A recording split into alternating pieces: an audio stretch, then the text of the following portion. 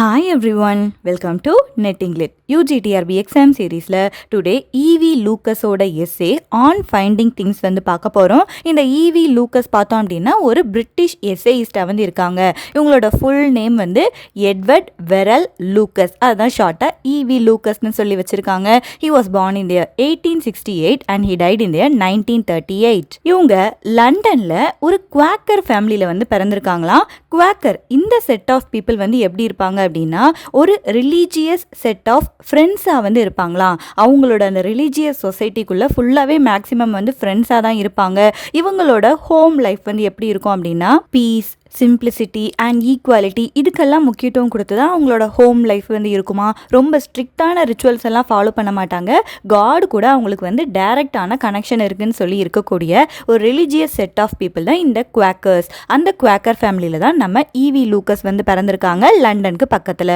இவர் வந்து ரொம்ப ஹியூமரஸாக வந்து எஸ்ஏ வந்து எழுதுவாங்களாம். இவங்களோட எஸ்ஏஸில் ஒரு காமிக்கல் எலமெண்ட் வந்து இருக்கிற மாதிரி இருக்குமா. ஸோ அதுக்கு தான் இவர் ரொம்ப ஃபேமஸாக வந்து இருந்திருக்காரு. இவரோட பிகினிங் ஸ்டேஜில் பார்த்தோம் அப்படின்னா அவருக்கு வந்து 16 வயசாக இருக்கும்போது முதல்ல ஒரு புக் செல்லரோட அப்ரெண்டிஸாக அந்த டைம்லயே ஒர்க் பண்ண போயிட்டாரு. தென் லேட்டர் வந்து ஒரு ஜேர்னலிஸ்டாகவும் மாறுறாரு இந்த EV லூக்கஸ். முதல்ல இவங்க என்ன பண்றாங்க அப்படின்னா பெர்னார்ட் பார்டன் அப்படின்னு சொல்லிட்டு ஒரு பர்சன் இருக்காங்க.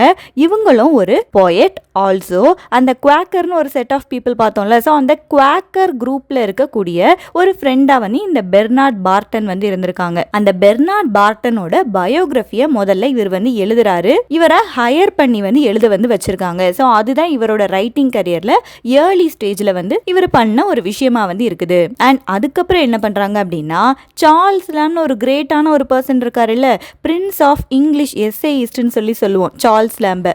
அந்த சார்ல்ஸ் லேம்போட எஸ்ஏஸ் எல்லாம் இருக்குல்ல அதை கூட எடிட் பண்ணி ஹெல்ப் பண்ணியிருக்காரு இந்த EV லூக்கஸ். தென் இவர் ஒரு ஜேர்னலிஸ்ட்னு சொல்லி கூட பார்த்தோம். இவர் ஒரு காமெடி மேகசின் பஞ்ச் அங்கே வந்து இவர் போயிட்டு வந்து ஒர்க் பண்ணியிருக்காரு. 1904 ஸ்டார்ட் பண்ணி அவர் டெத் ஆகிற வரைக்குமே அந்த மேகசினில் இவங்க வந்து ஒர்க் பண்ணியிருக்காங்களாம். ஒர்க் பண்ணிட்டு இருக்க அதே சேம் டைமில் பார்த்தோம் அப்படின்னா நிறைய பிளேஸ், போயம்ஸ் அண்ட் நாவல்ஸ் கூட இவங்க வந்து எழுதியிருக்காங்க. தென் அகைன் ஒரு இன்ட்ரெஸ்டிங்கான ஸ்டோரி வந்து இருக்குது. மிதுன் அண்ட் கோ அப்படின்னு சொல்லி ஒரு பப்ளிஷிங் கம்பெனி வந்து இருக்கு.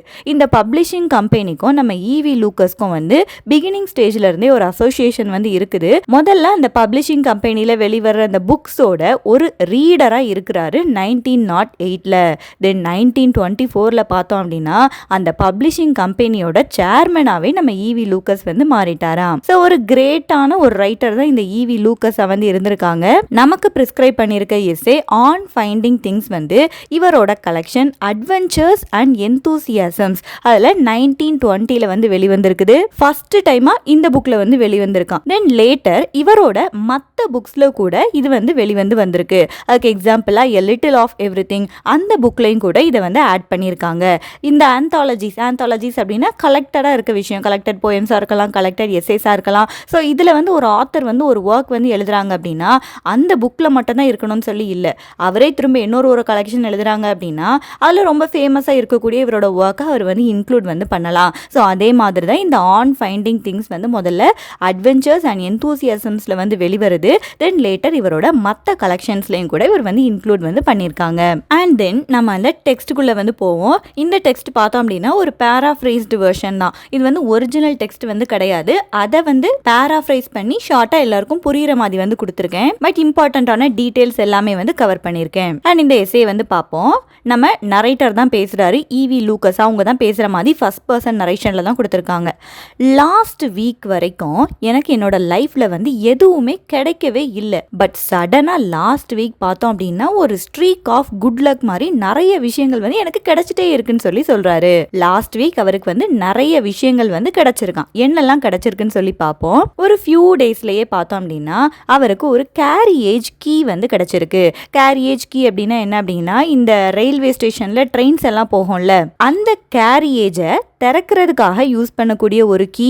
அது வந்து T ஷேப்ல வந்து இருக்குமா. இவர் எழுதின டைம்ல வந்து அந்த பேசஞ்சர் ட்ரெயின்ல இருக்க அந்த கம்பார்ட்மெண்ட் டோர்ஸ் எல்லாம் இருக்குல்ல அதை வந்து போயிட்டு யாராவது ஒருத்தவங்க திறந்து தான் விடணும். திறக்கும் போது தான் உள்ள இருக்க அந்த பேசஞ்சர்ஸ் வெளியே வந்து வர முடியும், அவர் வெளியே இருக்கவங்க உள்ள வந்து ஏற முடியும். ஸோ அப்படி இவருக்கு வந்து ஒரு கேரியேஜ் கீ வந்து கிடைச்சிருக்கு ராயல் ஹாஸ்பிட்டல் ரோட்ல. ஸோ இந்த எஸ்ஐயோட டைட்டிலே பாருங்க, ஆன் ஃபைண்டிங் திங்ஸ் தான். நிறைய விஷயங்கள் வந்து இவருக்கு வந்து கிடைக்கும். ஸோ அதை பற்றி தான் ஒரு ஹியூமரஸான ஒரு எஸ்ஐயா வந்து கொடுத்துருக்காங்க.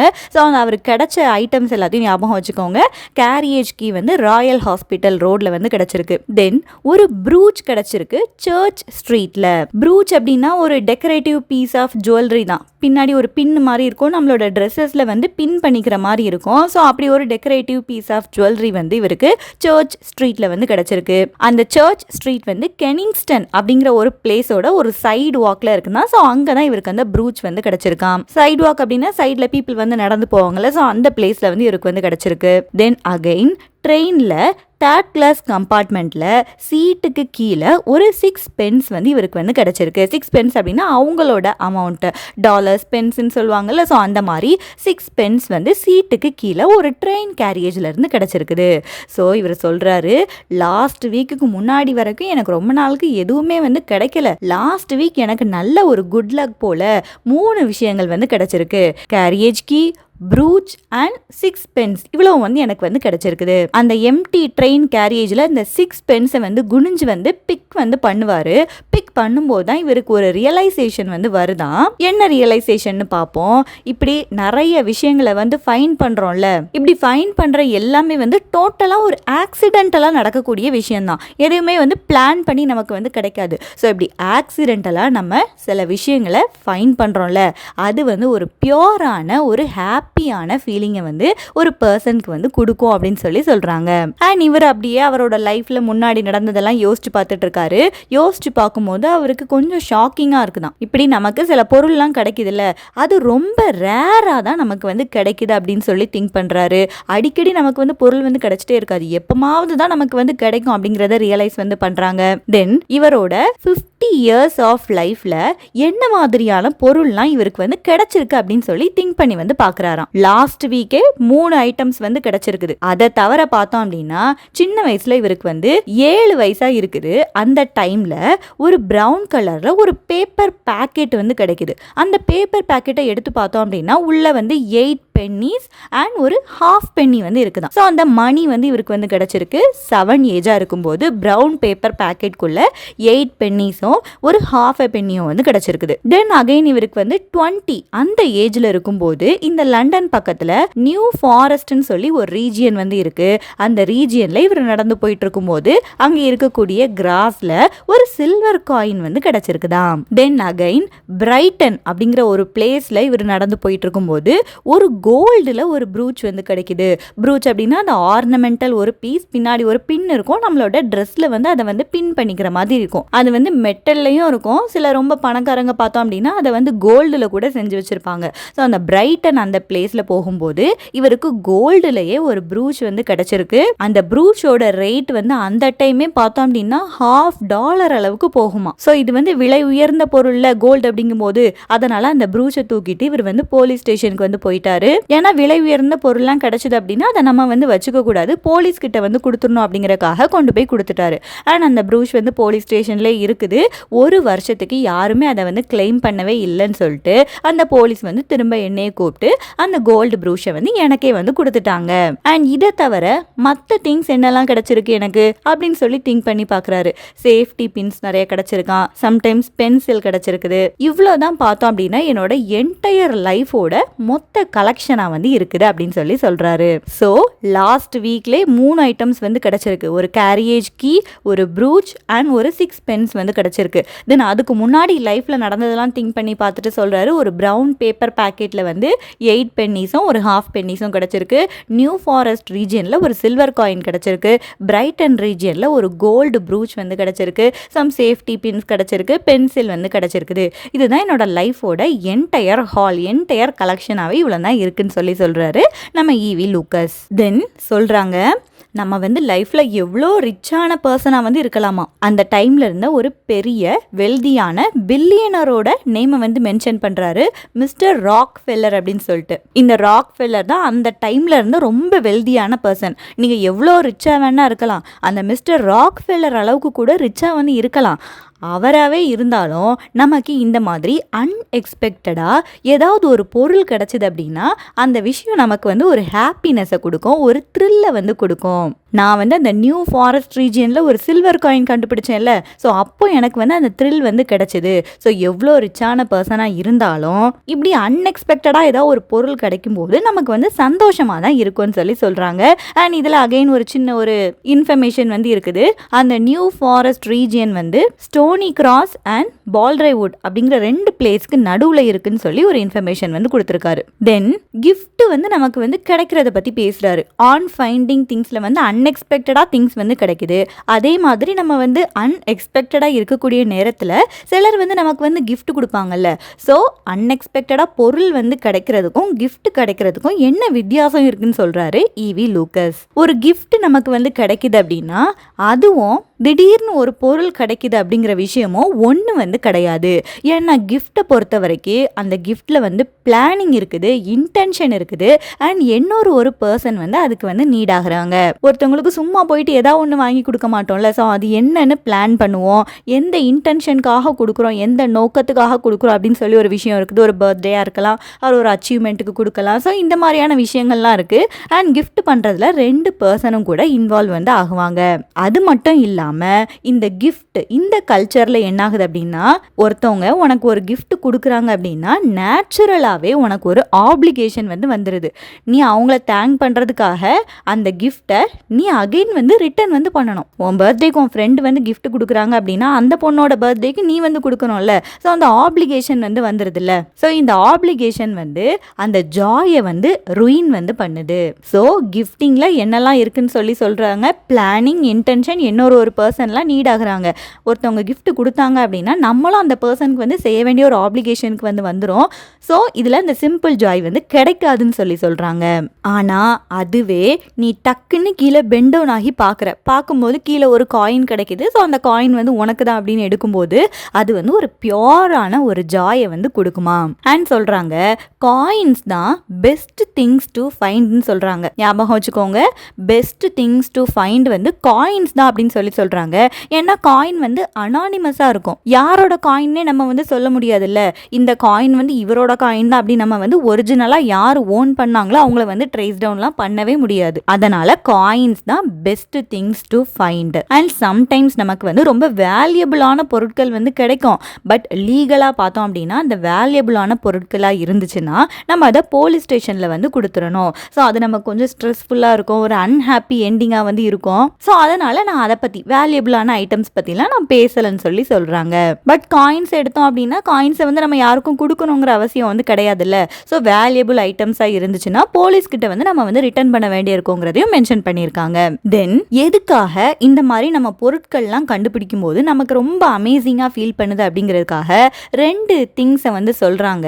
அந்த 2 ரீசன்னால தான் நமக்கு இந்த மாதிரி திங்ஸை ஃபைண்ட் பண்ணும்போது ஒரு ஜாய் வந்து கிடைக்குது.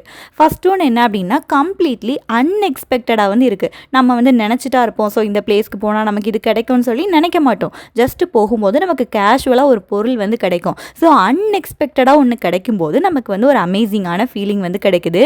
இன்னொன்று என்ன அப்படின்னா entirely separate from any one எல்ஸ்ன்னு சொல்கிறாங்க. அப்படின்னா இதில் வந்து மற்ற ஒரு பர்சனோட இன்வால்மெண்ட் வந்து கிடையாது. இது வந்து பியூராகவே ஒரு சான்ஸ்னால நடக்குது. உனக்கு கிடைச்ச விஷயத்துக்காக நீ இன்னொருத்தருக்கு தேங்க் பண்ணணும் அப்படிங்கிற ஒரு அவசியம் வந்து கிடையாது. நீ யாருக்குமே எதுவுமே ஓவும் பண்ணல, ஏன்னா உனக்கு தன்னால கிடைச்சிருக்கு. ஸோ இதில் அந்த பர்சனோட இன்வால்மெண்ட் வந்து இல்லை. ஸோ இந்த 2 திங்ஸ் தான் நம்ம ஒரு பொருளை வந்து ஃபைன் பண்ணும்போது ஹாப்பினஸ் கொடுக்கறதுக்கான காரணமாக வந்து இருக்குது. ஒரு பொருளை நீ ஃபைன் பண்ணிட்ட அப்படின்னா ஒரு அல்டிமேட்டான ஹியூமன் ட்ரீமை வந்து நீ வந்து அச்சீவ் பண்ண மாதிரி இருக்குமா. ஏன்னா you got something for absolutely nothing. எதுவுமே நீ கொடுக்காம உனக்கு ஒரு நல்ல ஒரு பொருள் வந்து கிடைச்சிருக்குது, எந்த ஆப்ளிகேஷனும் இல்லை. ஸோ இது வந்து ஒவ்வொரு ஹியூமன் பீயிங்ஸ்க்கும் ஒரு ட்ரீமாக வந்து இருக்குமா. ஆனால் உனக்கு இந்த சந்தோஷம் வந்து கிடைக்கணும் அப்படின்னா அந்த சர்ப்ரைஸ் இருக்குல்ல, அது வந்து ஒரு கம்ப்ளீட்டான அப்சல்யூட்டான சர்ப்ரைஸாக வந்து இருக்கணும். கம்ப்ளீட்டான சர்ப்ரைஸ் அப்படிங்கும்போது நீ வந்து அதை வந்து எக்ஸ்பெக்டே பண்ணியிருக்க கூடாது. அதுதானே சர்ப்ரைஸ். நீயா போயிட்டு ஒரு பீச்சுக்கு போறேன்னு வையன், ஏதாவது கிடைக்குமா அப்படின்னு சொல்லி தேடிட்டே பார்த்து ஏதாவது ஒன்று கிடைக்குதுன்னா அது வந்து சர்ப்ரைஸ் வந்து கிடையாது. ஜஸ்ட் நீ போகும்போது திடீர்னு நடக்கிறதா சர்ப்ரைஸ். நீ இப்படி திங்ஸ் எல்லாம் சர்ச் பண்ண ஆரம்பிச்சிட்ட அப்படின்னா அந்த மேஜிக் வந்து டிஸப்பியர் வந்து ஆகிரும். அந்த டைம்ல உனக்கு கிடைக்கிறது வந்து ஆங்ஸைட்டி அண்ட் கிரீடினஸ் தான் வந்து கிடைக்குமா. ஸோ நம்ம ஒரு பொருளை தேடி நமக்கு வந்து கிடைக்கணும்னு சொல்லி போகிறோம், அப்படிங்கும்போது அந்த மேஜிக் வந்து போயிடும்ல. நீ வந்து ரொம்ப ஆங்ஷியஸா இது கிடைக்கணும் கிடைக்கணும்னு சொல்லி இருப்ப, அண்ட் கிரீடியா வந்து இன்னும் கொஞ்சம் கிடைக்கணும் இன்னும் கொஞ்சம் கிடைக்கணும்னு சொல்லி ஆசைப்படுவ. ஸோ அந்த டைம்ல அந்த மேஜிக் வந்து மறைஞ்சு வந்து போயிடும். நீ அப்படி இந்த பொருட்களை நீயே தேடி போகிறத ரெண்டு விஷயம் கூட கம்பேர் பண்ணியிருக்காங்க. ஒன்று வந்து ரேக் பிக்கர். ரேக் பிக்கரோட இன்னொரு நேம் தான் என்ன அப்படின்னா சிஃபோனியர். சிஃபோனியர் அப்படிங்கிறது ஒரு பிரெஞ்சு வார்த்தை. அதோட மீனிங்கும் என்ன அப்படின்னா ரேக் பிக்கர் தான். ரேக் அப்படின்னா சும்மா தேவையில்லாத வேஸ்ட் பொருள் அங்கங்க போட்டு வச்சிருப்பாங்கல்ல. ஸோ அதெல்லாம் என்ன பண்ணுவாங்க சில பர்சன் அப்படின்னா அதெல்லாம் போயிட்டு கலெக்ட் பண்ணுவாங்க. அந்த வேஸ்ட் பேப்பரா இருக்கலாம், ஆர் எல்ஸ் பழைய துணிகளா இருக்கலாம், பிளாஸ்டிக்கா இருக்கலாம். இந்த மாதிரி பொருட்கள், இந்த டிஸ்கார்டடான பொருட்கள் எல்லாத்தையும் இவங்க வந்து கலெக்ட் பண்ணி இந்த வேஸ்ட் மெட்டீரியல் எல்லாத்தையும் ரீசெல் பண்ணி அவங்ககிட்ட இருந்து கொஞ்சம் காசு வந்து வாங்குவாங்க. அவங்கள தான் ரேக் பிக்கர்னு சொல்லுவாங்க. இந்த ரேக் பிக்கரோட பிரெஞ்சு டேர்ம் தான் சிஃபோனியர் அப்படின்னு சொல்லி இருக்கு. நீ இப்படி தேடி நீ இன்டென்ஷனலா போன அப்படின்னா நீயும் ஒரு ரேக் பிக்கர் மாதிரி ஆகிருவ, இல்லைன்னா பீச் கோம்பர் மாதிரி ஆகிருவியான். பீச் கோம்பர்னா யாருன்னா நம்ம வந்து பீச்சில் போகும்போது சிலர் வந்து பார்த்துருப்போம், அவங்க தலையை வந்து அப்படியே குனிஞ்சுக்கிட்டே போவாங்க.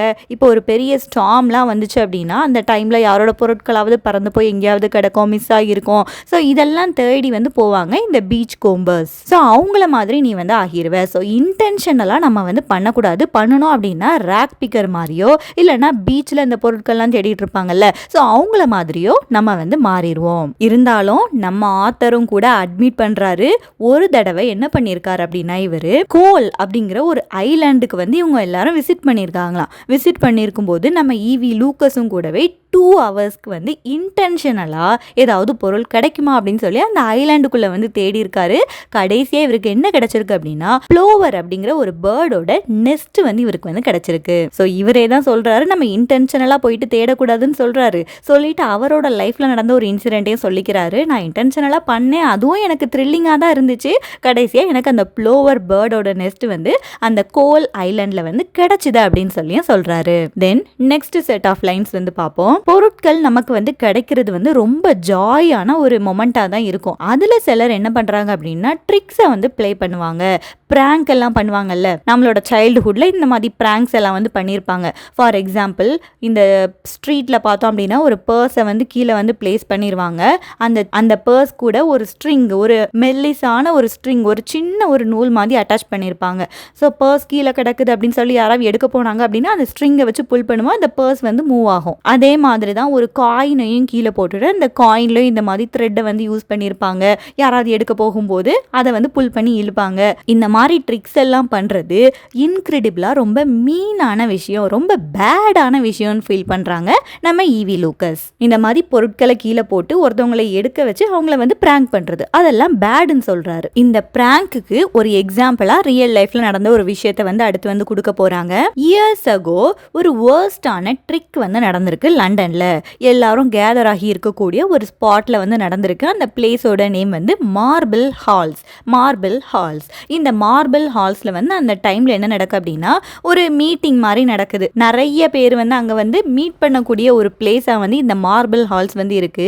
அங்க ஒரு செட் ஆஃப் பொஹீமியன்ஸ் வந்து இருக்காங்க. இந்த பொஹீமியன்ஸ் அப்படின்னா பொஹீமியா அந்த இதோட ஆரிஜின்ல இருக்கவங்களே பொஹீமியன்ஸ் தான் சொல்றாங்க. பட் பார்த்தோம் அப்படின்னா இந்த பொஹீமியனோட இன்னொரு மீனிங் வந்து ரொம்ப ஒரு அன்கன்வென்ஷனலான லைஃபை வந்து லீட் பண்றவங்க, ஒரு ஆர்டிஸ்டிக்கான லைஃபை வந்து லீட் பண்றவங்க. சொசைட்டியோட ரூல்ஸ் இருக்குல்ல அதெல்லாம் ஃபாலோ பண்ணாம கொஞ்சம் வித்தியாசமா அவங்களோட லைஃபை வந்து லீட் வந்து பண்ணுவாங்களாம். ஸோ இந்த பொஹீமியன்ஸ் நிறைய பேர் இந்த மார்பிள் ஹால்ஸ் முன்னாடி கேதர் ஆகி இருக்காங்க.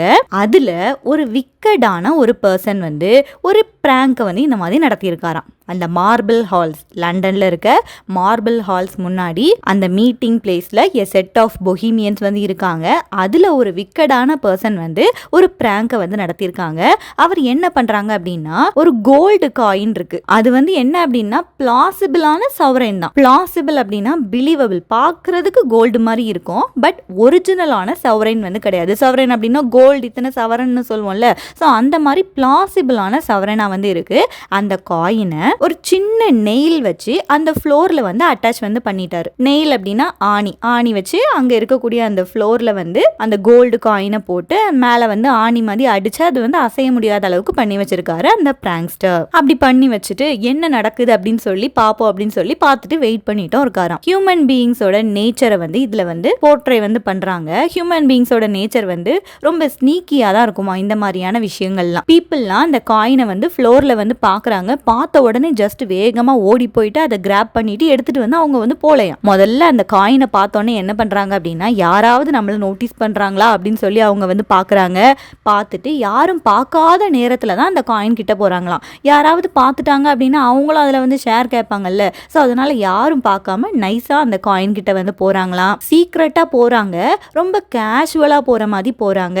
சம்டைம்ஸ் சிலர் வந்து விசில் கூட அடிச்சுட்டு வந்து அந்த காயின் கிட்ட வந்து போறாங்களாம். அப்படியே அந்த காயின் பக்கத்துல க்ளோசர் ஆகி போகிட்டு முதல்ல அந்த காயினோட மேல ஒரு ஸ்டெப் வந்து வச்சு அந்த காயினை வந்து அப்படியே அந்த ஃபூட்டால அவங்க வந்து மறைச்சிடுறாங்களாம். அவங்களோட ஃபூட் வந்து அந்த காயின் மேல பெர்ஃபெக்டா சேஃப்டியா வந்து லேண்ட் வந்து ஆகிருச்சு. தென் அதுக்கப்புறம் அப்படியே ரிலாக்ஸ் ஆகுறாங்க. ஓகே இந்த பிரைஸ் வந்து நமக்கு தான், அந்த கோல்டு காயின் வந்து நமக்கு தான் அப்படின்னு சொல்லி அவங்க வந்து திங்க் பண்றாங்க. யாராவது கீழே குனிஞ்சு எடுத்தா சஸ்பீஷியஸ் ஆகிருவாங்கல்ல. ஸோ அதனால என்ன பண்றாங்க அப்படின்னா முதல்ல ஒரு ஹேண்ட் கர்ச்சீஃபை கீழே அப்படியே பர்பஸா போடுற மாதிரி போடுறாங்களாம். போட்டுட்டு அந்த காயின் மேல அது விழும். அந்த கர்ச்சீஃபை எடுக்கிற மாதிரி அந்த காயினை அப்படியே சேர்த்து ஸ்கூப் பண்ணி எடுக்கலாம்னு சொல்லி ட்ரை பண்றாங்க. பட் ட்ரை பண்ணும்போது என்ன ஆகும், அந்த காயினை வந்து நெயில் பண்ணி வச்சிருக்கிறதுனால அந்த காயின் வந்து வராது. அப்படி அந்த காயின் வந்து வரல அப்படின்னோடனே சுத்தி இருக்கிற அந்த ஹிடன் கிரௌட் எல்லாம் என்ன பண்ணுவாங்க அப்படின்னா ரொம்ப சத்தமா அவங்க வந்து சிரிப்பாங்களாம். அண்ட் உடனே இது வந்து ஒரு பிராங்க் அப்படின்னு சொல்லி அவருக்கு வந்து தெரிஞ்சிடும்.